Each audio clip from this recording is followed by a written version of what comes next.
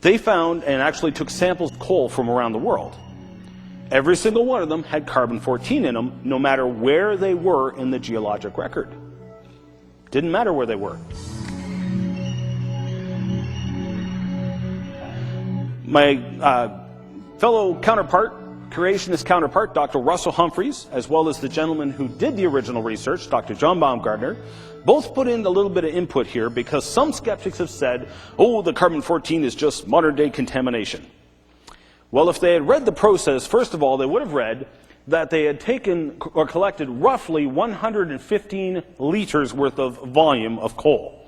They took it out, they stuffed it in a barrel, filled the barrel with argon, and capped it so no air could get in. They did that right off the bat. That rules out contamination. But you know what? Let's give them that for a second. Let's assume that not only was it contaminated, it absorbed 115 liters of air, of modern air. Absolutely impossible, but let's assume that. If you do the math, currently we are getting values of 0.2 to 0.4 parts of the modern, or a percentage of modern carbon. In other words, today's value of carbon-14, we're getting 0.2 to 0.4% in the coal, no matter where we get it from. So there's lots of C14 there, lots. But if we assume that the coal sample was contaminated by an equal volume of modern air, that would increase the total PMC count by a whopping 0.0001%. Clearly, it makes absolutely no difference, and clearly these numbers are ridiculous. There should be no C14 in oil. This tells us clearly the coal is young. It's not millions of years old. It is at best a few tens of thousands, at best. Now, again, this is found throughout the entire rock record that contains fossils. There's tons of samples of it. Radiometric dating, which I'm now going to get into, that's where we get all the millions or billions of years for the rocks. That is the dating method that says these rocks are millions or billions of years old. We got a problem here. Which one is correct? Carbon-14 dates give the same date throughout the whole rock record as being less than 100,000 years old. All the radiometric dating methods, as you go deeper, say it's older and older by hundreds or billions of years. Which one is right? Well, let's take a quick look at a couple examples. These are radio halos in coal. Now what this is, the coal was originally wood. And it soaked up some water. Some of that water had things like uranium in it, radioactive materials. And so the uranium penetrates into the wood and sits there in pockets. And as it breaks down radioactively, it actually leaves a radiation damage ring, like that. So it actually makes a halo in the wood. We can thin section it. We can actually look at the radio halos in the wood today, what is now coal. Shortly after the wood was infiltrated by water, it was squished and compressed into coal.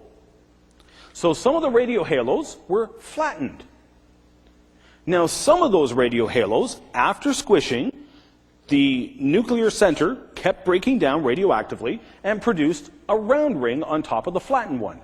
Are you with me so far? So far so good. Okay. Here's the catch. Now this was written by Dr. Gentry and I think about 5 other scientific authors and publishers. Okay? The thing is, the samples that they took were from the Triassic, Jurassic, and Eocene.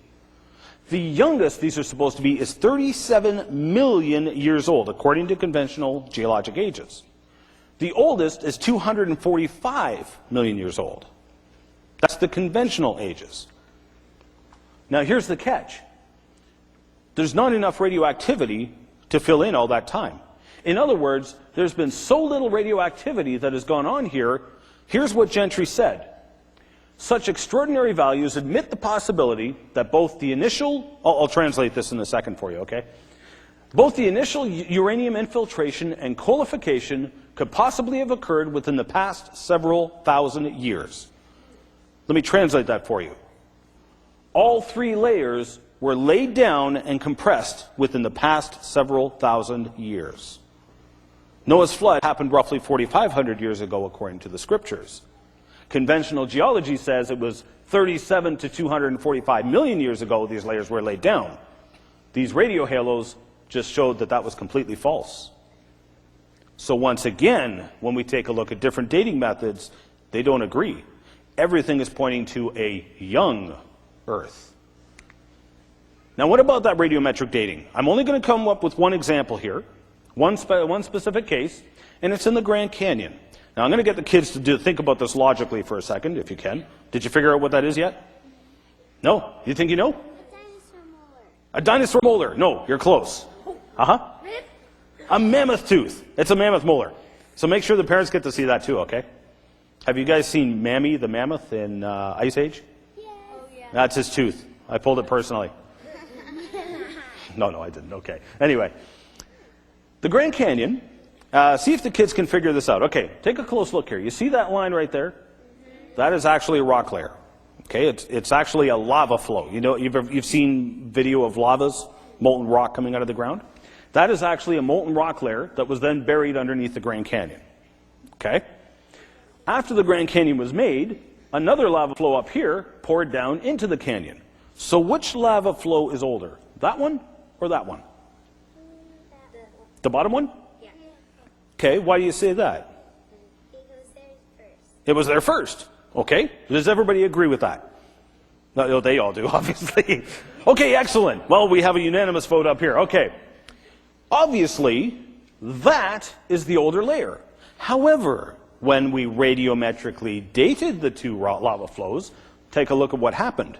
In particular, you'll notice that the vast majority of the ages of the top one were older than the lower ones.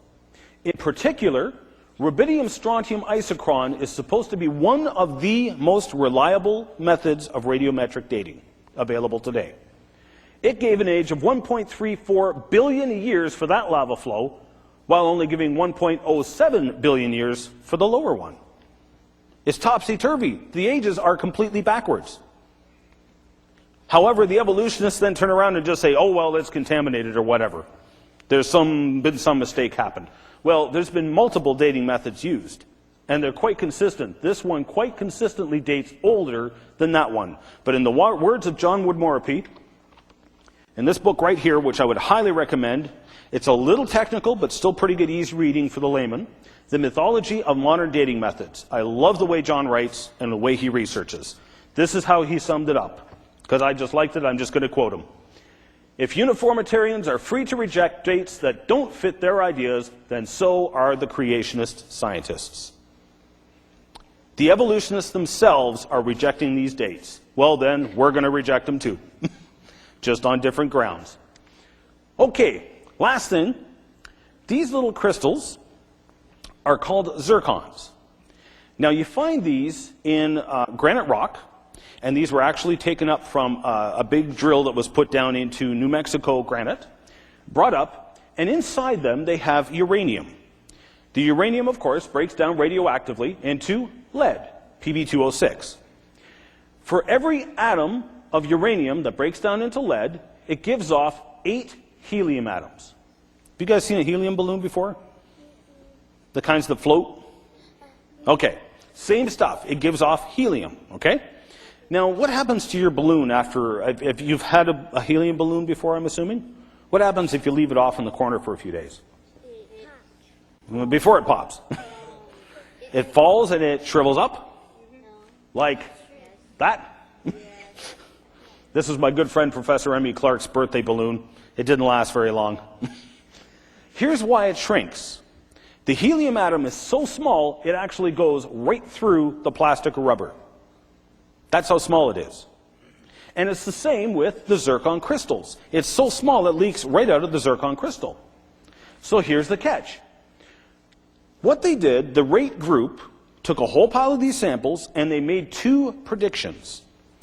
So basically, if you can picture this, they can measure how much radioactivity is gone on in the crystal. They can estimate how much helium has been produced. They can measure how much helium is left. And they can estimate how fast it's been leaking out. So they made two estimates on how fast it's leaking out, one based on a very old, 2 billion year old rock, the other based on the assumption that the rock is only 6,000 years old. They then went and actually had labs measure the helium rate. Guess what they found? Here's the results. It is, on the purple line, it is bang on the 6,000 year old age. Now here's the corollary to that. There has been supposedly billions of years of radioactivity that has gone on in that crystal. The rock is young. It's only 6,000 years old. But a billion years of radioactivity has gone on. That means radioactive decay rates in the past were faster than they are today. We just took all radiometric dating methods and threw them out the window. Scientifically. You see, the anti-creationists frequently criticized us and said, well, you're just poking holes in our theories. Why don't you come up with your own dating method? So they did. Yeah, how convenient. Now, who cares about all this? Here's why it matters. Anybody recognize the name Charles Templeton? I'm curious. One does. Two? A couple. Okay. Charles Templeton was a contemporary to Billy Graham. He was actually a very well-known, very successful evangelist. He actually preached to crowds of up to 30,000 people, had thousands of people saved in his evangelistic meetings. Later on, however, he had a conversion and converted to atheism. Later on, wrote the book Farewell to God, My Reasons for Rejecting the Christian Faith. Guess where it all started? The age of the earth. Because he realized all these scientists have this evidence that shows that the earth is old and that Noah's flood never happened. That means the Bible is wrong, which means Jesus Christ was wrong, which means the salvation message is wrong. Sadly, Charles Templeton is now dead. I'm sure he is no longer an atheist. Unfortunate, but true. The age of the earth is critical to the gospel message, and most people don't realize it.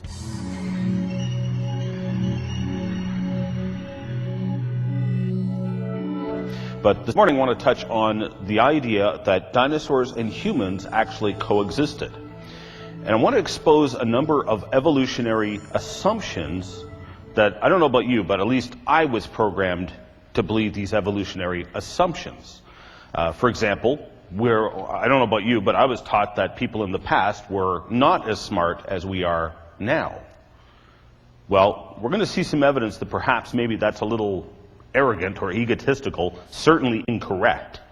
There's a lot of things we see in the past that we still can't explain today, even with our most modern technology.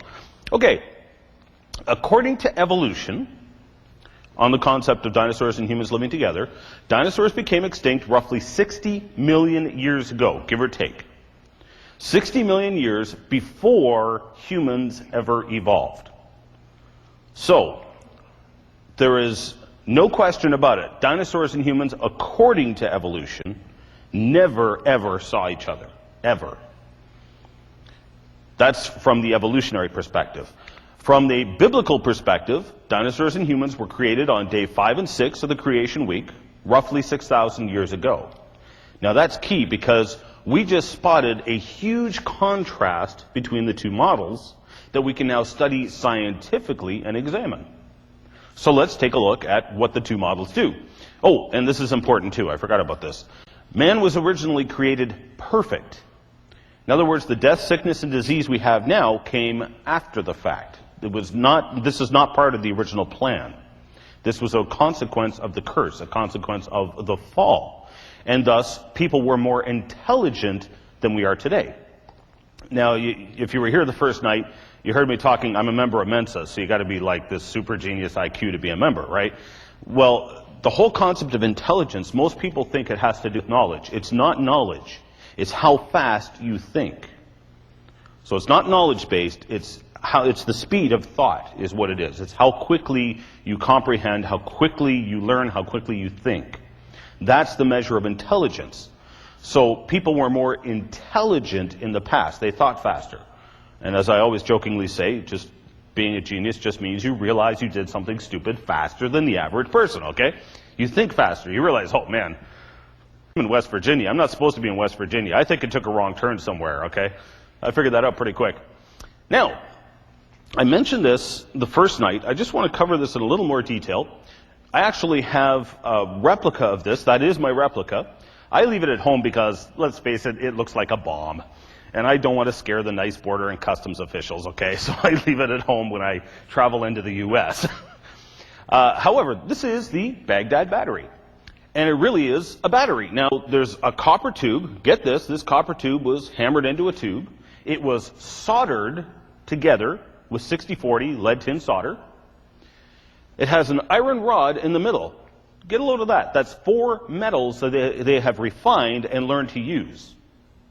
Lead, tin, copper, and iron. They put it all together in this clay vessel, which then, again, even with my replicas, you can fill them with grape juice or vinegar, and they produce electricity. Nobody really knows what they were for, but it's well known that in Egypt, they actually electroplated some of their artifacts. And so they suggest perhaps this was used for electroplating or whatever. But again, 4 metals, very carefully refined. They figured out how to make solder and how to solder. I mean, that alone is just mind-blowing. This battery is supposed to be 300 years before the time of Christ. People were not stupid back then, contrary to what we've been taught, contrary to what we've been led to believe. This is just one example of ancient technology. Now, one of the children asked the other night, what's this poster here over here for? This is actually a clay figurine that was brought up in a well many moons ago. It was found in Nampa, Idaho, 1889. The whole doll, it's a clay doll, it's actually only about this tall. It's only about 1.5 inches or so. But it's a clay doll. It was brought up where they were drilling, I guess they were drilling out a Cartesian well, is what they were doing. And this came up in the sand coming out of the well, the sand pump. As the sand was coming out of the sand pump, one of the workers was putting his hand like this, and what he thought was a twig fell into his hand. So he pulled it out, cleaned it off, and it wasn't a twig, it was a clay figurine. Now here's the catch. This was from 800 feet below the surface. It was underneath a layer of lava. This is supposed to be tertiary sediments, which are supposed to be dated, evolutionarily speaking, between 1.8 and 5 million years old. At best, modern people really didn't start showing up until perhaps 1 million years ago. So intelligent people weren't around, according to evolutionary dogma. But not only were intelligent people not around, how'd they know what people were going to look like to make a clay figurine after? You can't. It just can't be done. It makes no sense unless these were simply flood sediments, and this is simply a pre-flood artifact, which is what I genuinely think it is. Now, this is an interesting skeleton. There were actually 2 of them found. Does anybody recognize this or know what it is? Basically, you can tell it's a human skeleton. Nobody knows about this. The reason you don't know about it is because that skeleton is locked away in the basement at the London Museum of Natural History. It's been locked away there for 50, 60 years, a century. I'm not sure exactly when they pulled it out. But it was found in 1812 on the island of Guadeloupe. There was actually 2 skeletons. They were both women, completely modern. Absolutely completely modern. However, and it was, by the way, it was on display in the British Museum of Natural History for over 50 years before apparently it stepped on evolutionary toes a little too much, and so it's now stuffed away in the basement, never to see the light of day again. However, it was well published on. It's a completely modern, articulated human skeleton, but it came from Miocene limestone, supposedly 28 million years old. So you notice I'm getting older and older as we go here, by evolutionary standards. So we have completely modern humans in rocks, supposedly dated by the evolutionists as 28 million years old. You can see why they still stash it away in the basement of the museum now. This defies evolutionary explanation. Now, usually when they find something like this, they say, oh, well, there was a crack in the ground, and this poor person fell into the crack and became fossilized way deeper. But no broken bones. They're all articulated. There's no evidence that there was any kind of a crack there. The evidence indicates that's where it was buried, in a flood. That's what the evidence indicates. So let's go back a little more. I have here a cast of what is known as the London artifact. Now, this was a hammer which was found by Max Hahn right at that waterfalls right there. He and his family were out fishing, and what they found was a rock with a piece of what they thought was petrified wood protruding out of it. And so they took the rock home, and they broke it open. Lo and behold, it wasn't just a piece of wood, it was actually the handle of a hammer. Now, that rock is supposed to be from the time of the dinosaurs, the Cretaceous period. What on earth is a clearly man-made artifact doing in the time of the dinosaurs? Now, some have suggested, some ridiculous suggestions, some have suggested that perhaps the Indians found a meteorite, and they just hammered it into a hammer, some smart Indian. Well, that makes no sense. Meteorites always have nickel. There's very little nickel in this. The other thing, which is the biggest claim to explain this, is that it was a modern hammer that was dropped into the rocks, which then formed a concretion around it and made it look fossilized. Let's examine that for a second. By the way, there's John Watson. Unfortunately, John died a couple of years ago, before I really got a chance to get to know him well. John is actually pointing to the layer. He is a geologist. He's pointing to the layer he identified as the source rock surrounding the hammer. And that's how he was able to nail down its specific geologic age, if you will. Now, here is the rock that was on top of the hammer. You'll notice, please, it's got some very nice fossil shells in it, lots of them. That's how one of the reasons John was able to identify the rock layer, is by the shells, but also by the context of the rock itself. Now, pay close attention to those shells, because here is an obviously modern artifact. Good old Champion spark plug. You can even see Champion still written on it. Obviously, the iron played a role in causing this concretion. And there's rocks in there, dirt. It's rock hard. It's actually turned it into rock. But it's also got shells. Now, here's the thing. All the rocks and all the shells within it have been abraded. They've been reworked. And so the suggestion by the skeptics was that the shells and the dirt had been reworked. They'd been worked out of the cliff face. That's why they're the same shells that are in the cliff face. They are actual fossil shells. But they were eroded out of the cliff face, washed downstream. The hammer was dropped into it, caused a concretion that caused everything to cement to it. However, shells especially, even fossil ones, get abraded very easily. Now, back home where I come from is a town called Eganville, and the Bonnechere River goes through there. Fantastic for fossils. It is absolutely awesome. There's layers there about this thick that is nothing but shells. Yet, the water has eroded all the limestone away. You can actually sit there and pick out shells you'd swear were buried yesterday. Supposedly 400 million years old. I don't buy that, but anyway, that's what they claim. They look like they were buried yesterday. They've got their original color and everything. Yet, with all those shells being eroded out, you take a look in the river basin, you don't find any. Why? Because they're destroyed. That's how quickly they're destroyed by erosion and by reworking. So, the shells, again, get reworked. This was found on a beach, by the way, which doesn't get reworked as much as a river. Now, let's take a close look again at the shells surrounding that hammer. They're actually in very, very good shape. They show no sign of wearing, no sign of reworking. The shells you find in the rock layer are frequently broken like you find there, but the edges are still in very good shape. So this is clearly not just some concretion and reworked. There's the shells there. We don't just find hammers. Again, now we're going back more in time. That's supposed to be 60 million years old. Well, now I have a cast here of an iron pot. Now, the gentleman who found this was working at a coal mine in Oklahoma. And as the coal came in, there was a chunk of coal that was too big to be put in the fire. So Frank Kennard, the guy who discovered this, took the chunk of coal and he took a sledgehammer and he broke the coal into 2 smaller pieces. Not just in front of him, but in front of a second witness, this iron pot found out it fell out of the chunk of coal.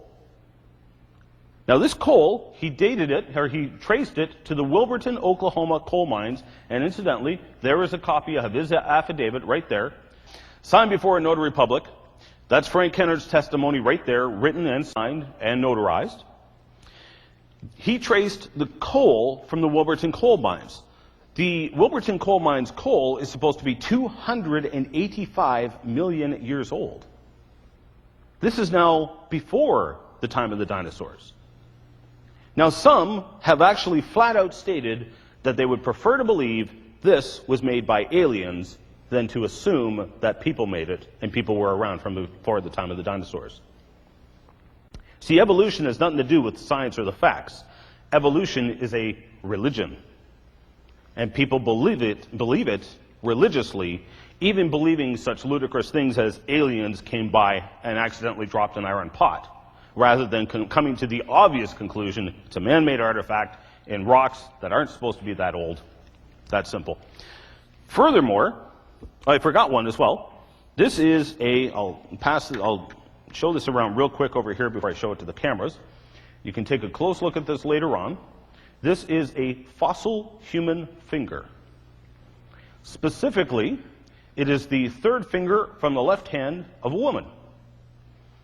And later on, if you take a close look at it, you can actually see the skin layers, the tendons, the muscles, the marrow of the bone, all preserved and even visible in the cast.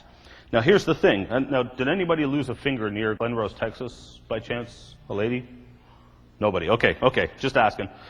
This actually came, now there's been some misreports. Yes, it was found in gravels. However, the gravels it was found in was sandwiched between 2 layers of the walnut shale. This is from the time of the dinosaurs. So again, we have evidence that humans were around at the time of the dinosaurs.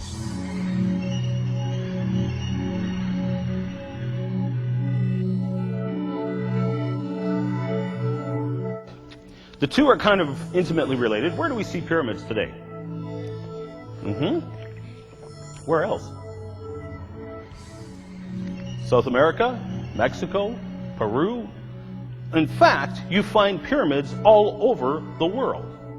Why would people be building pyramids all over the world? Seems like a strange oddity, and in fact, there are tons of similarities like this throughout all cultures around the world.